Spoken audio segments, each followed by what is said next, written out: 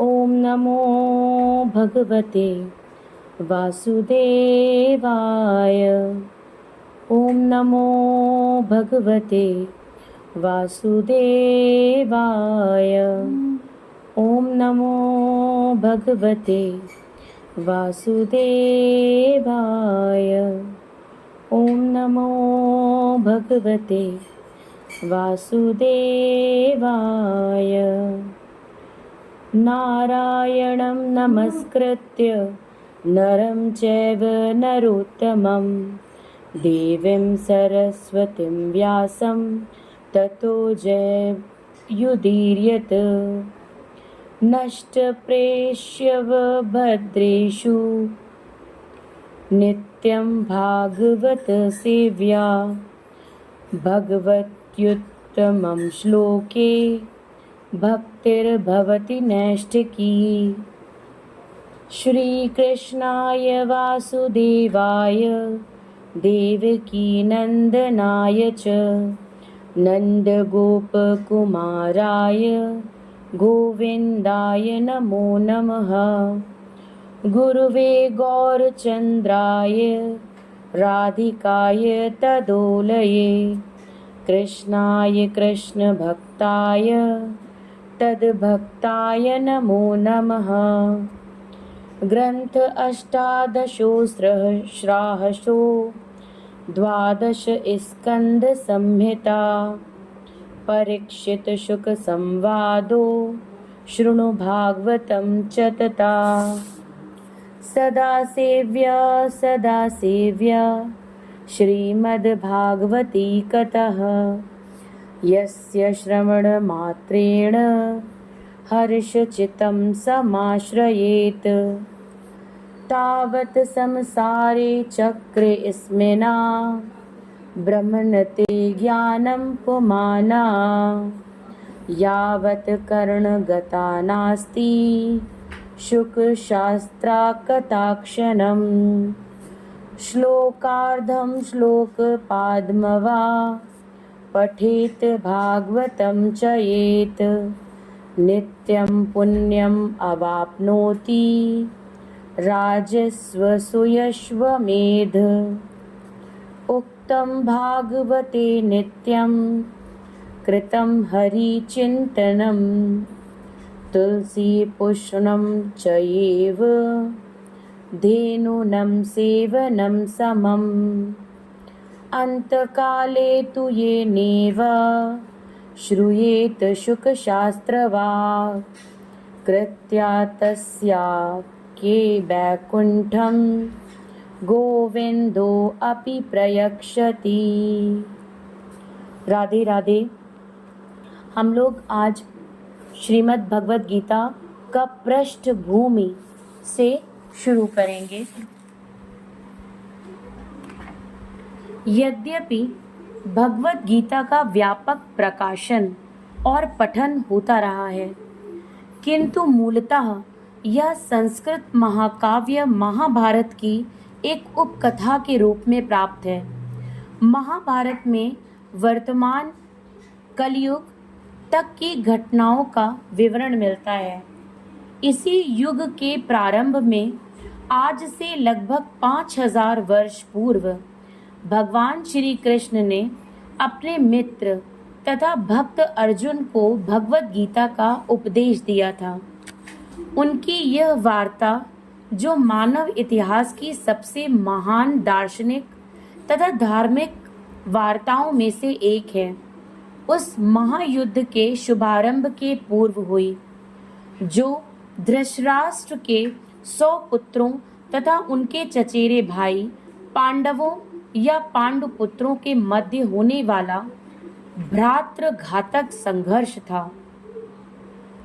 धृतराष्ट्र तथा पांडु भाई भाई थे, जिनका जन्म कुरु वंश में हुआ था और वे राजा भरत के वंशज थे, जिनके नाम पर ही महाभारत नाम पड़ा। चूंकि बड़ा भाई धृतराष्ट्र जन्म से अंधा था, अतएव राज सिंहासन उसे न मिलकर उसके छोटे भाई पांडु को मिला। पांडु की मृत्यु अल्पायु में हो गई। अतएव उसके 5 पुत्र युधिष्ठिर, भीम, अर्जुन, नकुल तथा सहदेव धृतराष्ट्र की देखरेख में रख दिए गए, क्योंकि उसे कुछ काल के लिए राजा बना दिया गया था। इस तरह धृतराष्ट्र तथा पांडु के पुत्र एक ही राजमहल में बड़े हुए। दोनों ही को गुरु द्रोण द्वारा सैन्य कला का प्रशिक्षण दिया गया और पूज्य भीष्म पितामह उनके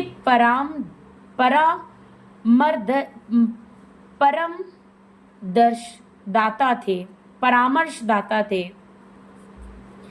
तथापि धृतराष्ट्र के पुत्र, विशेषतः सबसे बड़ा पुत्र दुर्योधन, पांडवों से घृणा और ईर्ष्या करता था। अंधा तथा दुर्बल हृदय धृतराष्ट्र पांडु पुत्रों के स्थान पर अपने पुत्रों को राज्य का उत्तराधिकारी बनाना चाहता था। इस तरह धृतराष्ट्र की सहमति से दुर्योधन ने पांडु के युवा पुत्रों की हत्या करने का षड्यंत्र रचा। पांचों पांडव अपने चाचा विदुर तथा अपने ममेरे भाई भगवान कृष्ण के संरक्षण में रहने के कारण अनेक प्राण घातक आक्रमणों के बाद भी अपने प्राणों को सुरक्षित रख पाए। भगवान कृष्ण कोई सामान्य व्यक्ति नहीं, अपितु साक्षात परम ईश्वर हैं, जिन्होंने इस धराधाम में अवतार लिया था और अब एक समकालीन राजकुमार की भूमिका निभा रहे थे। वे पांडु की पत्नी कुंती या प्रथा पांडवों की माता के भतीजे थे। इस तरह संबंधी के रूप में तथा धर्म के शाश्वत पालक होने के कारण वे धर्मपरायण पांडु पुत्रों का पक्ष लेते रहे और उनकी रक्षा करते रहे।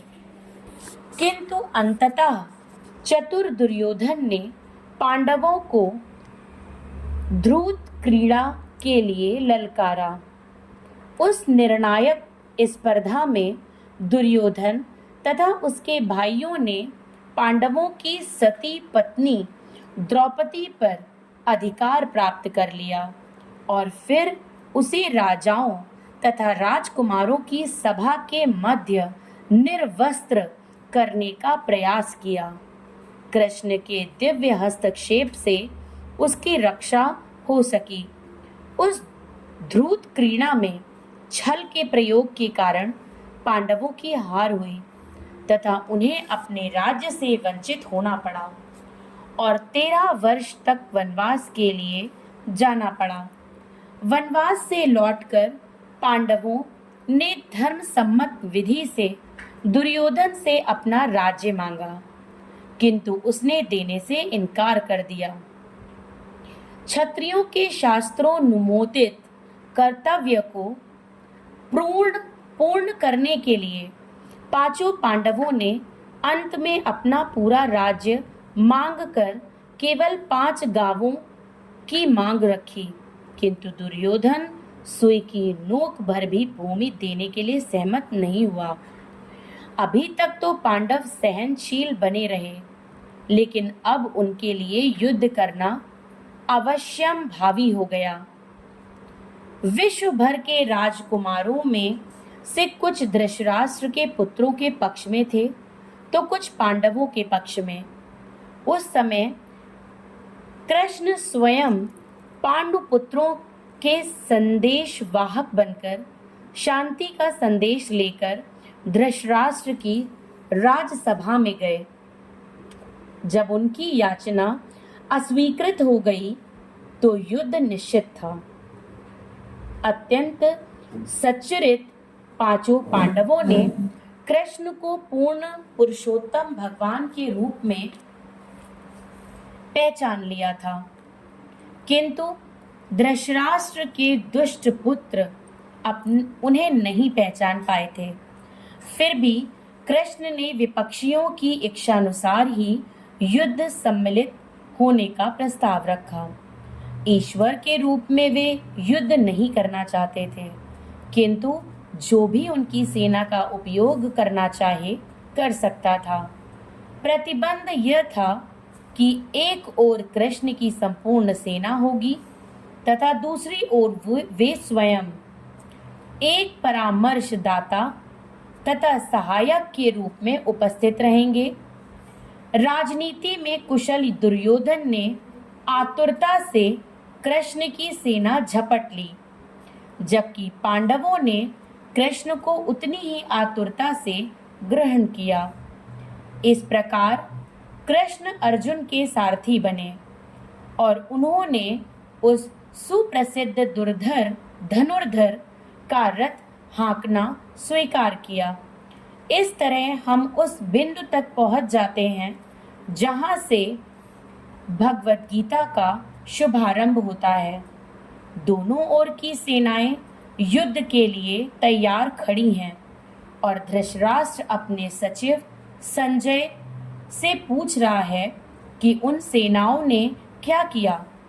इस तरह सारी पृष्ठभूमि तैयार है।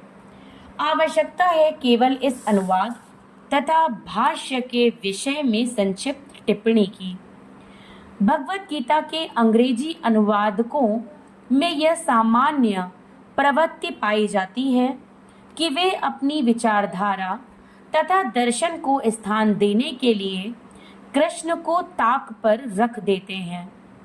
वे महाभारत के इतिहास को असंगत पौराणिक कथा मानते हैं तथा कृष्ण को किसी अज्ञात प्रतिभाशाली व्यक्ति के विचारों को पद्य रूप में प्रस्तुत करने का निमित्त बनाते हैं, अथवा श्रेष्ठतम परिस्थितियों में कृष्ण एक गौण ऐतिहासिक पुरुष बना दिए जाते हैं। किंतु साक्षात कृष्ण भगवत गीता के लक्ष्य तथा विषय वस्तु दोनों हैं।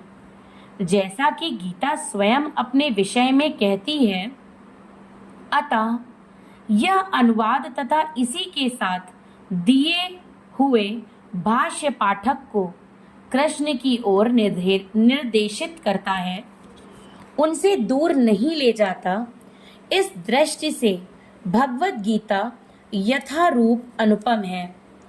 साथ ही इसकी सबसे बड़ी विशेषता यह है कि इस तरह यह पूर्णतया ग्राह्य तथा संगत बन जाती है।